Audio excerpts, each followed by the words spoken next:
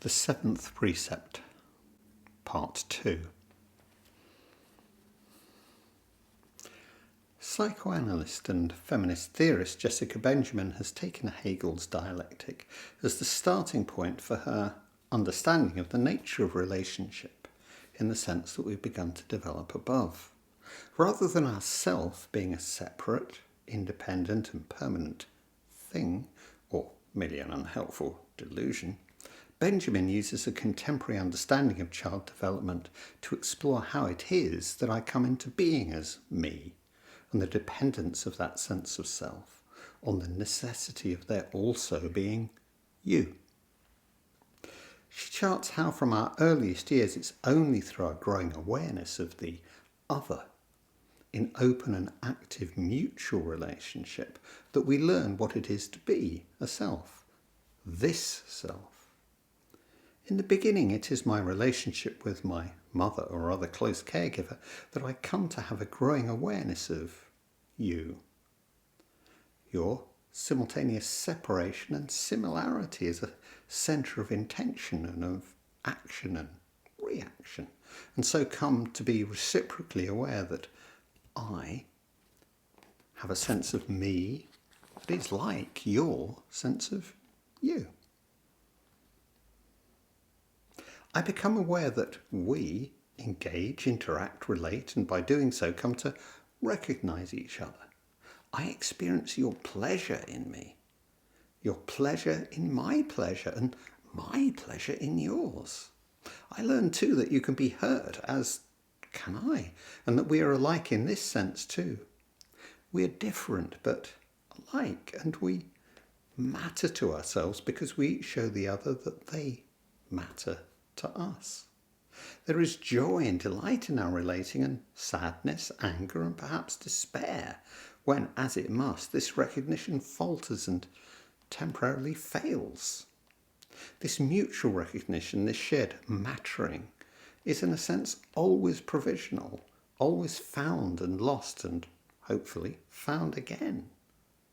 And when recognition does falter and is lost, how do I experience this, whether I'm an infant or an adult? To use Philip Bromberg's terms, in relationship we come to share self-states, and by doing so we affirm our pleasure in each other. But if this consistently fails to happen, the result, as we saw with our previous use of Bromberg, is my experience of chronic shame, a global judgment of my not mattering.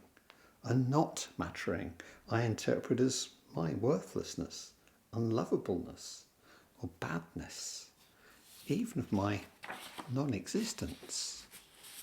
So our mutual recognition is not a single or a simple event, but a permanent and evolving process of relationship between us that embodies the deep paradox of what it is to be a self, that a self alone is inconceivable, that self is always relationship.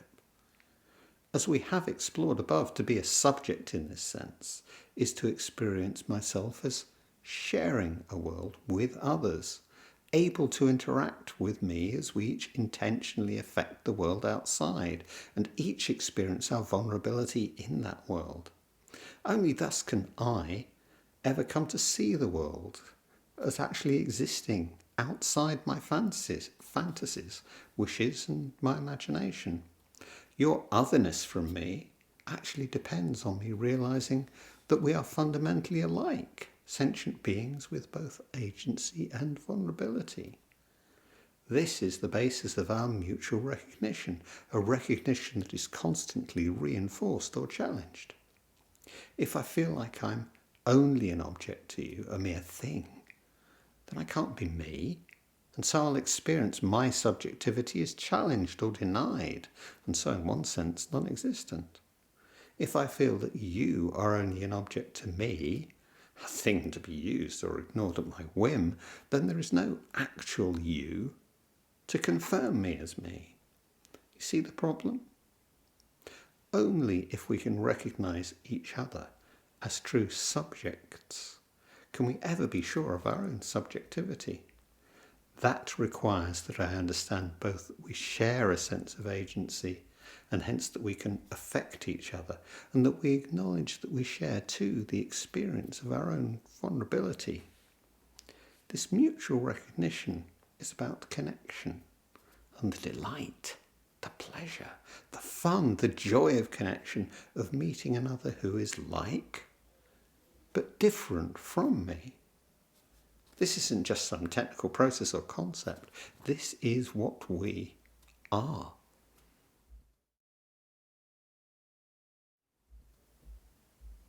Rupture and repair. The moral third. If our mutual recognition is a source of shared joy and delight, then any faltering in this relationship will be a source of pain. But precisely because this recognition itself depends on our being separate centres of intention and desire, or being alike in being other, breakdown is in reality a necessary part of the process of recognition itself, as interdependent but relatively independent subjects. We will inevitably, to some degree, misunderstand, disagree, contradict, frustrate, annoy, enrage each other. Being embodied, mortal, finite, it will aggravate this mightily, and yet all this too is what we share, the very basis of our recognition of each other. Recognition of each other and ourselves and our mutual subjectivity and misrecognition of each other as specific identities inevitably coexist.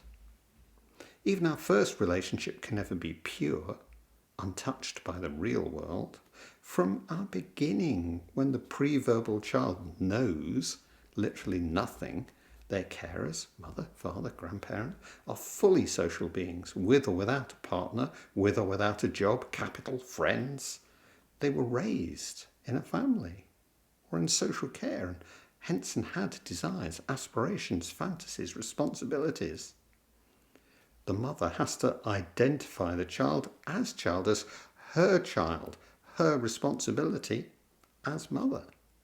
Has to try to understand and perhaps will panic over and be perplexed by what this tiny being needs, what it wants, what it enjoys. How to achieve the nearly impossible and integrate caring for this infant into her life, a life that is so much more than this one role of mother. All the emotions, understandings, myths about what a child of this age can or might or should not be, they're all present, helping, hindering, as they recognise and misrecognise each other moment by moment.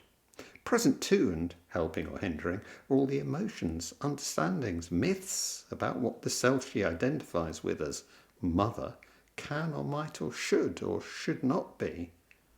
Worse, if she tries to conform to this identification, behaving as the person she imagines herself to be as a mother, then she misses herself. She too misrecognises herself. So recognition in that first sense of recognition as, although inevitable, is always also misrecognition. In this sense of recognition, we remain separate and, in the deeper sense, mutually unknown and unknowable, perhaps even unknowable to ourselves.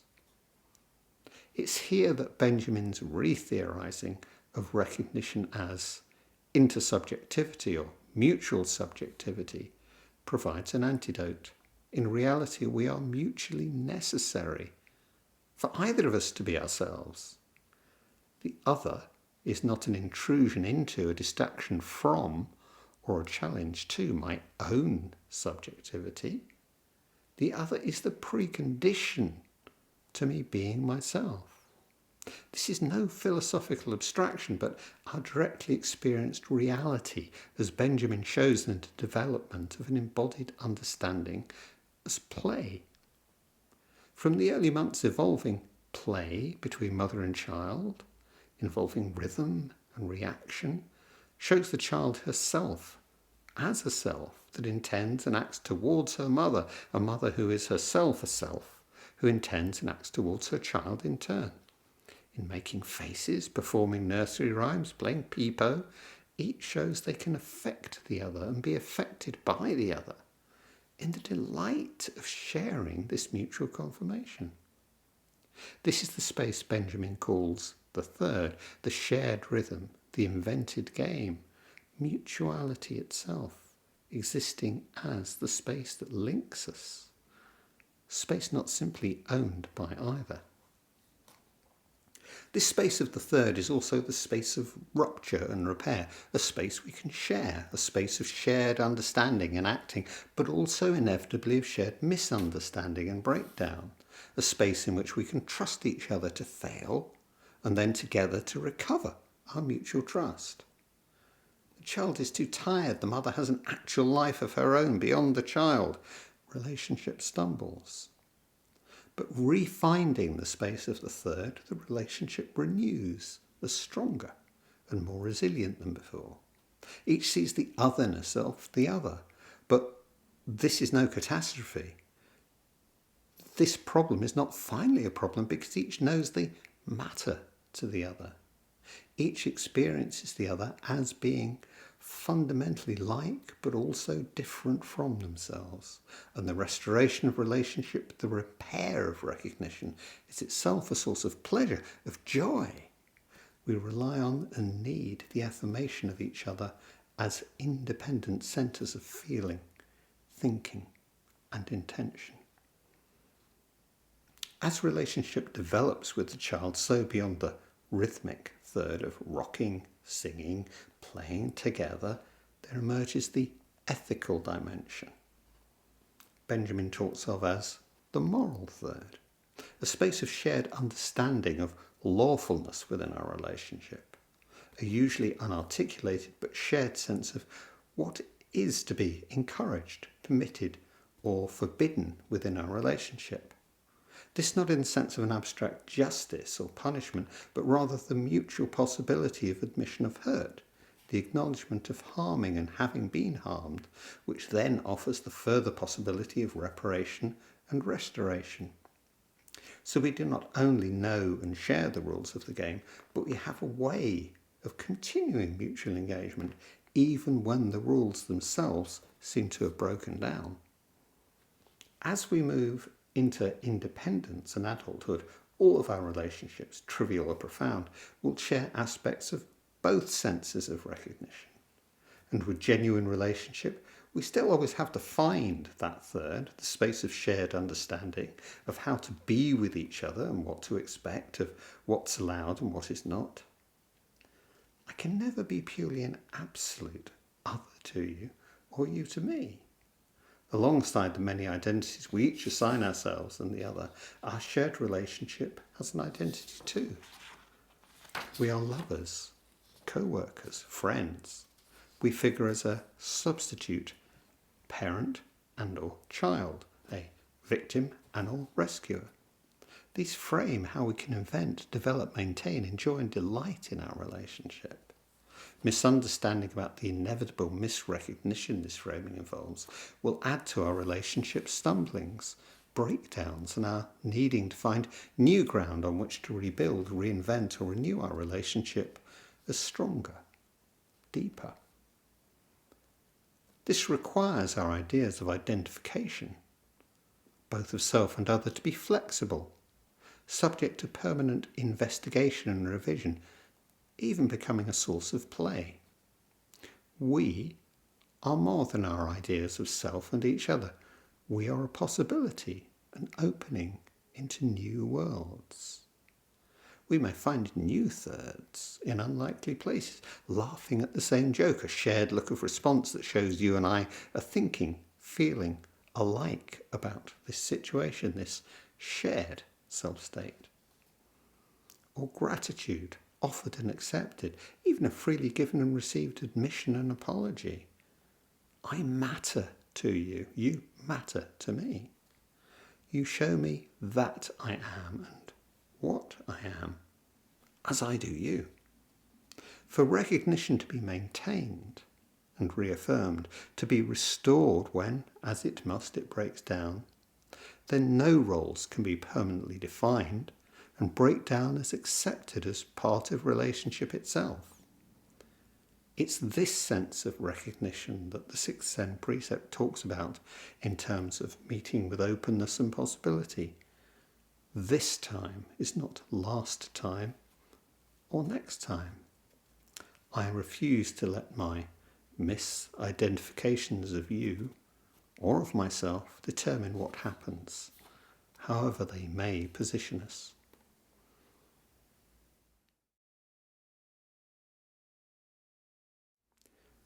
Putting me in my place. This formulation of recognition and relationship offers us another insight into the nature of shame.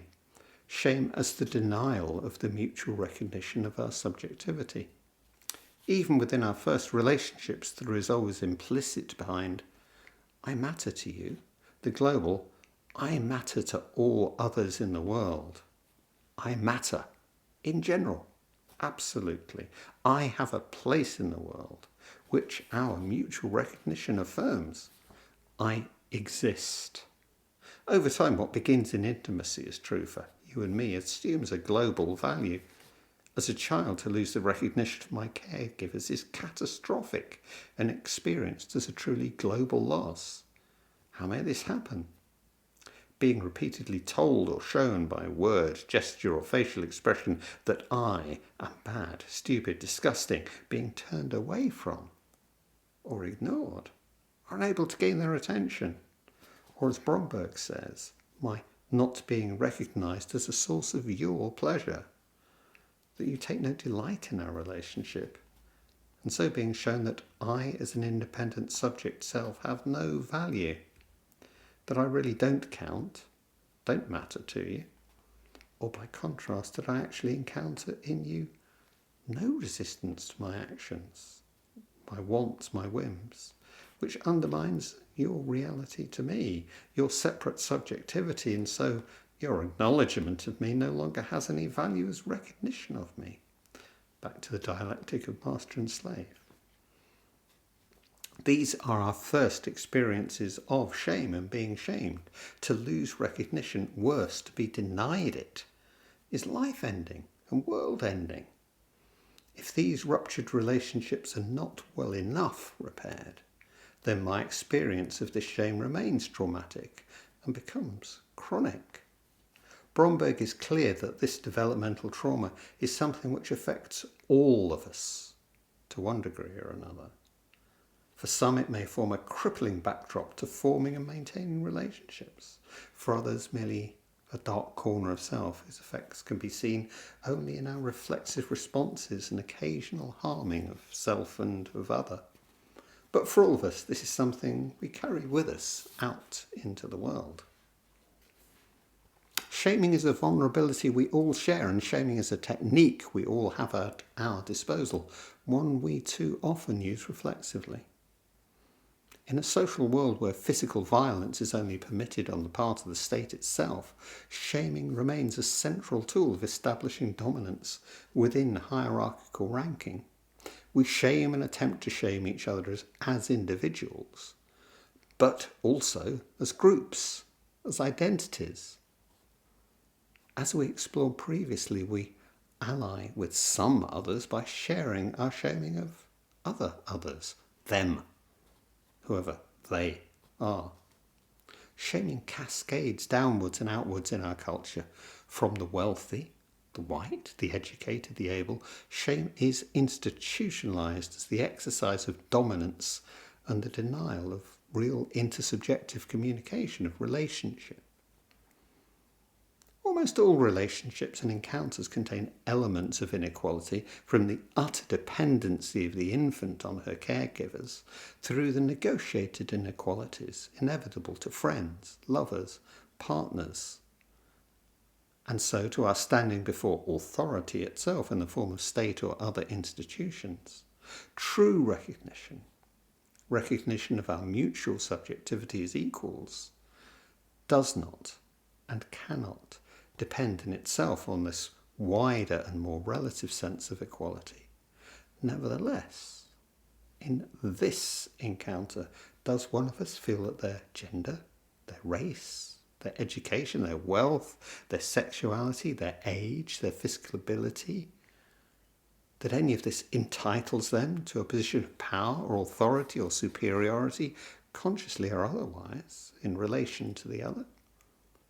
Does this block entirely our ability to recognize each other as true subjects, fully human and vulnerable? If we fail to do this, then we fail in our mutual humanity. So, what if your response to me is shaped by my being only a woman, black, disabled, neurodiverse, uneducated, lower class, poor, or being on the wrong side of any other binary pair? And if in our encounter you are perhaps a police officer, and if perhaps you're carrying a gun? Just as our individual developmental trauma is not primarily a matter of specific events, but of habitual responses we're exposed to, so we can talk of the ongoing social trauma that our struggles with dominance and hierarchical ranking generate, and the relationship of this to those durable binary inequalities to which we keep returning. We've always to keep in mind that recognition, in both the senses we're using it, and shaming are implicitly social, not individual judgments. It is not important that you as an individual find me lacking, bad, wrong, but that you implicitly claim this as a universal judgment on me, or even simply that I understand and react to it as being that. The farther from the centre of power I find myself placed, the less effective the alliances I can make, and so the more catastrophic the shame, the denial of recognition. Without recognition, and the possibility of relationship that this implies, I become invisible. I really don't know I exist. The stories I invented as a child to explain this, I'm bad, I'm unlovable, become secondary as even are the related stories I tell as an adult. I am unworthy, I am incapable, I will never succeed. I am lost. I am shamed until that recognition is restored.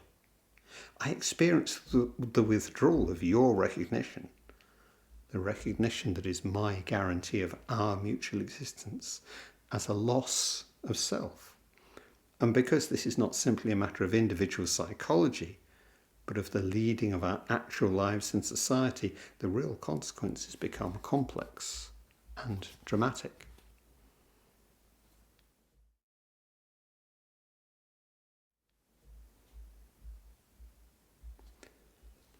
Windrush. The Windrush generation are those who arrived in the UK from Caribbean countries between 1948 and 1973. Many took up jobs in the nascent NHS and other sectors affected by Britain's post-war labour shortage. Those who arrived at that time were British citizens, British subjects free to live and work permanently in the UK, a right that was lost to all new arrivals in 1973. Commonwealth citizens were further affected by the government's hostile environment policy announced in 2012, which tasked the NHS, landlords, banks and employers with enforcing immigration controls. It aimed to make the UK unlivable for undocumented migrants and so to force them to leave. Many of the Windrush generation arrived as children, and so when queried under the hostile environment policy, lacked the documentation to prove their right to remain in the UK, in large part because the British government had itself destroyed thousands of landing cards and other, now, essential records. Each individual question was then required to prove that their residency predated 1973 by themselves providing at least one official document from each year they'd lived here. Several decades worth in every case. Having been given no reason to retain irrelevant and obsolete documentation from decades long past, well, it created a huge and in many cases impossible burden on people who'd done nothing wrong, but who were presumed guilty until they could prove themselves innocent. Once falsely classed as illegal immigrants, they lost all access to housing, benefits, healthcare, and even their own bank accounts. Many were placed in immigration detention and threatened with forcible removal, while others actually were deported to countries they hadn't seen since they were children. Aside from the obvious injustice, can we begin to understand the shaming of this denial of recognition? In a country and community in which I've lived as a citizen my whole adult life, I'm suddenly told that now I do not exist as a citizen of this place, and in fact have never been a citizen of this place. My previous experiencing of life is now erased, redefined as an intentional deception on my part. My official home, I'm told, is now several thousand miles away, and I'm forced to leave my job and not allowed to look for another. Neither will I be entitled to the universal healthcare that for the past 75 years has been a cornerstone of what we think of as the best of being British, and in which I and my family may well have worked as a valued contributor to society. Even my driving licence is revoked. I may no longer legally get behind the wheel of my car. This is to be denied recognition at every level. I do not matter. I do not count. And when society looks at me, it no longer sees me, if it sees me at all, as an independent human subject with desires, needs and vulnerability, but solely as an identity, an object to be processed. My efforts to reclaim my subjectivity will involve a Kafkaesque series of slow-motion double binds in pursuit of obligatory but non-existent documentation, requirements seemingly designed to reinforce the shame of being lacking, incapable, powerless, unrecognised. I may, at the whim of the authorities, be handcuffed and placed on a flight to my original home. At best, I may be allowed to remain, but what were once my comfortable and familiar surroundings have become an administrative limbo that disables me in almost every respect. Even when recognised as a scandal, even when the government itself officially recognised the mistakes that had been made, even when financial compensation was legislated for, the harming was compounded rather than repaired.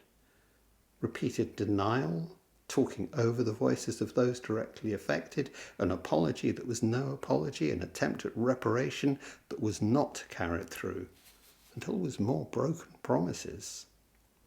Ever more people sucked into its vortex as fresh challenges were made, and the consequences to children and wider family and community ties worked through.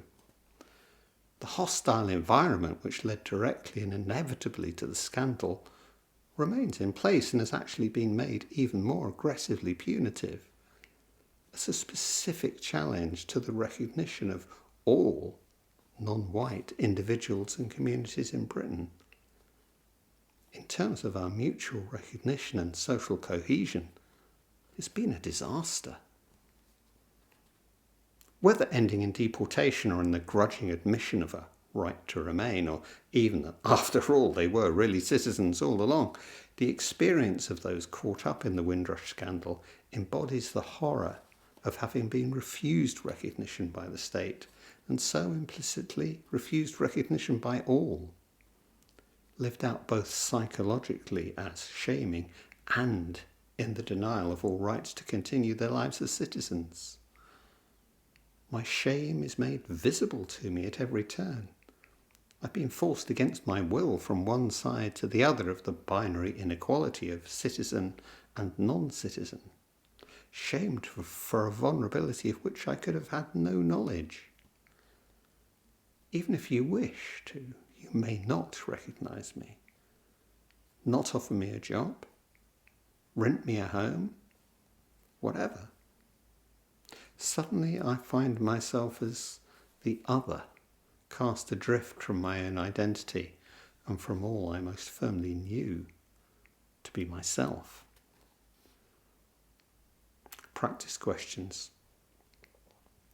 How do I feel reading this? Feel in my body, in my emotions?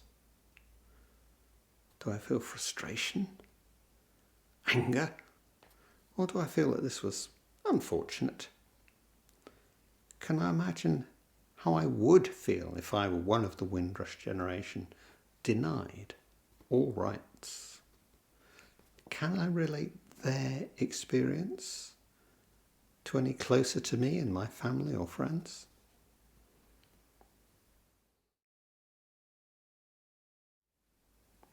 The limits of humanity.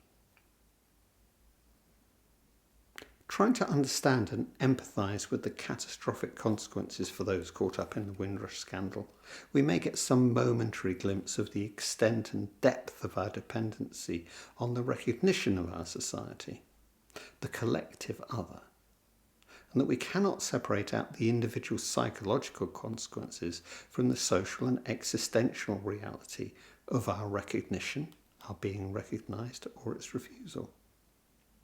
Those caught up in the Windrush scandal were blameless, innocent victims of a government's self-conscious display of its punitive credentials, a display in which was exactly the power to punish the innocent that was the point, or rather to punish those innocent of what was alleged against them, but guilty of being black, of being other. Rather, as in the United States, there is expressed the danger of being found to commit the crimes of running while black or driving while black. It's also not irrelevant here that those of Afro-Caribbean heritage in the UK, despite having made enormous contributions to our collective culture, music, art, literature, film, besides often having been care workers or involved with other essential services, tend to be amongst the poorest of those in our minority communities, and hence, from so many perspectives, shameable. But what of those who are in fact guilty as charged? The inhabitants of our prisons, disproportionately many of whom are, of course, and not by chance also, black. We've already explored how we can best think of truth in relationship to the precepts, how truth is always relational, contextual, and that the harming we do when we lose sight of this, how the juridical model identifies and assigns responsibility to individuals as permanent criminals, whom it then isolates and shames while equivocating over whether they are to be rehabilitated or punished. As the society which has produced the crimes of which they are convicted is, in its own public opinion, blameless, it is the individual who must carry the burden of shame for all of us, as the scapegoat, the other. In the terms we've elaborated in discussing the seventh precept, our own relative dominance, however minimal, is made more secure by their being shamed.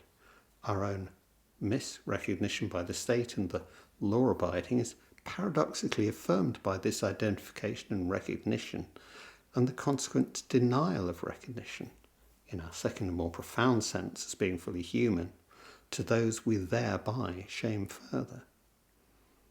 Within a society that defines itself by mutual competition, and where the creation of yet further harmful inequality has come to be seen as in some ways the highest aim and achievement of our society, hierarchical ranking and the struggle for dominance are the everyday means by which we experience this society reproducing itself through us, as us, and in which we reproduce it.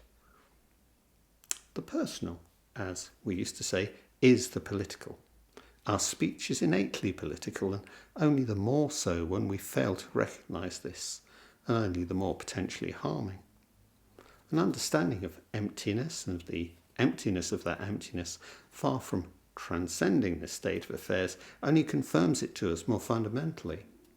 But that equally this emptiness points towards the possibility of an always relative, but no less real for that, liberation into the openness and possibility of actual relationship, of meeting each other in our infinite vulnerability as being simply human. Simply human. If democracy, either as a formal political system or as a more general principle of social life, still has meaning for us, then we must remember that vulnerability was from the beginning the very last human quality that might qualify us to participate. In fact, our philosophical and political traditions of the human are themselves founded on limitation and exclusion. Participation has always been a very specific right. So where and how do we draw the lines of our thinking, of our practice of inclusion and exclusion, of our othering? For the Greeks, to be fully human was to be rational. Simple and obvious enough, we might think, but this was to be understood in a very particular sense of to be able to think objectively and independently of any personal material consideration, to stand outside, to be autonomous and self-willed. Clearly, slaves were simply property and worked to provide material necessities to their masters and would be duty-bound to support them, having no voice and, as slaves, no independent will, and hence could not be considered rational.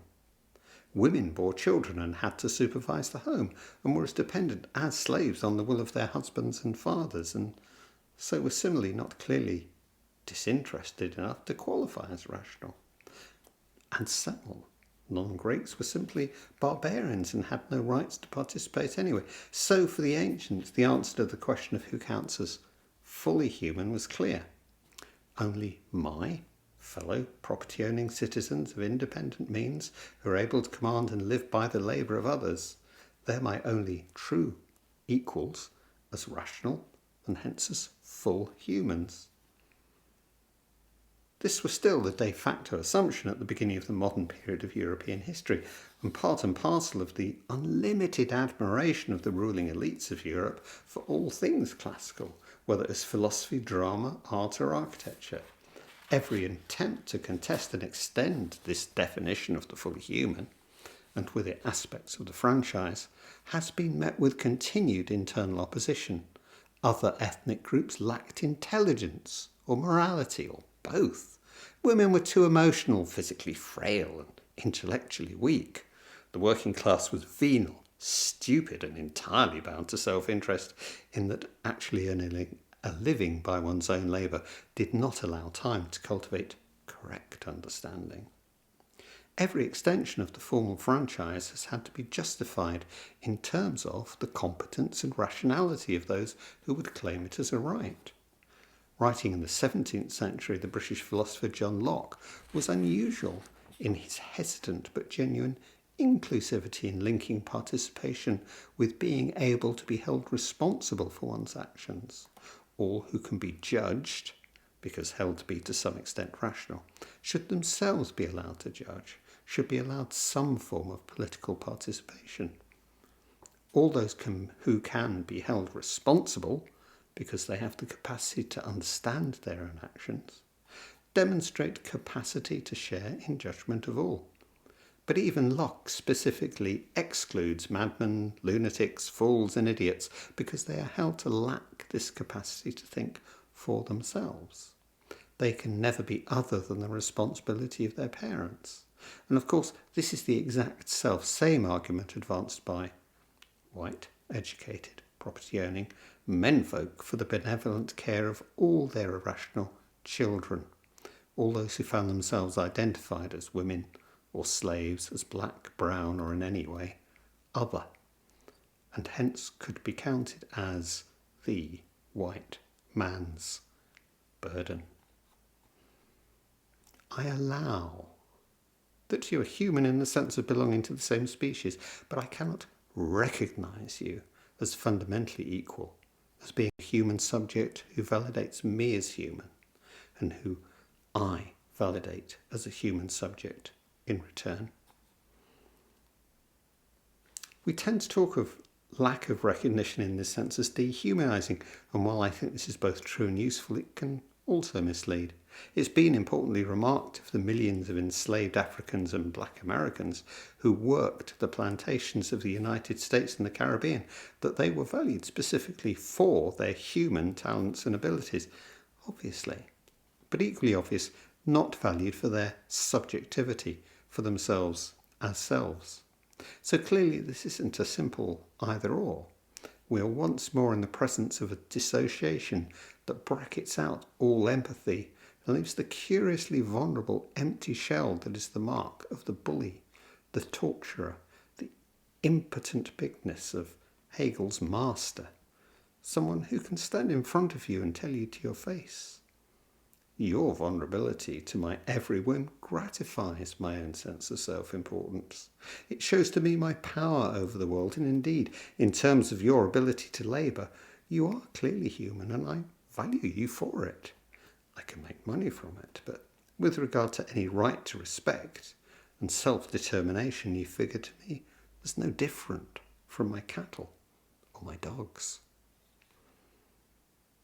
All this might give us pause.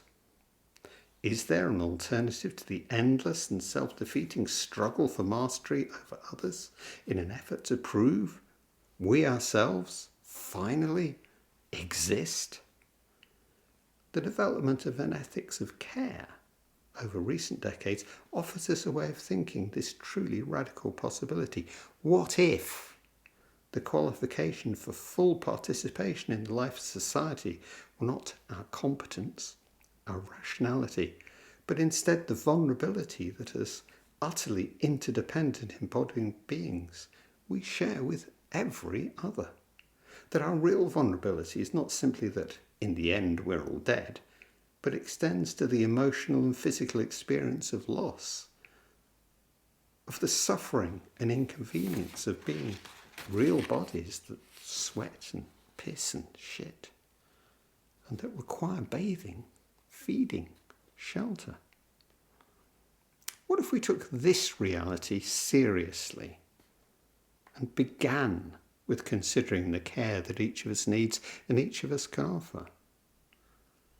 What if we began not with what I believe I can get for my separate self, but with the concrete reality of our actual and possible reciprocal relationships as these extend outwards to all? This is the argument made by philosopher Joan Tronto in Caring Democracy, 2010. To take this idea seriously, we would have to examine with openness and possibility what realities underlie and result from our agonistic and dualistic thinking.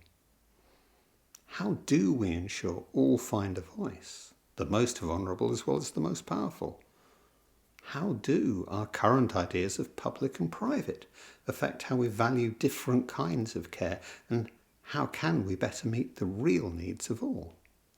How can we make our shared humanity more than an alibi for actual inequality and marginalisation, and replace our individual and collective othering with the recognition of infinite difference within and between us?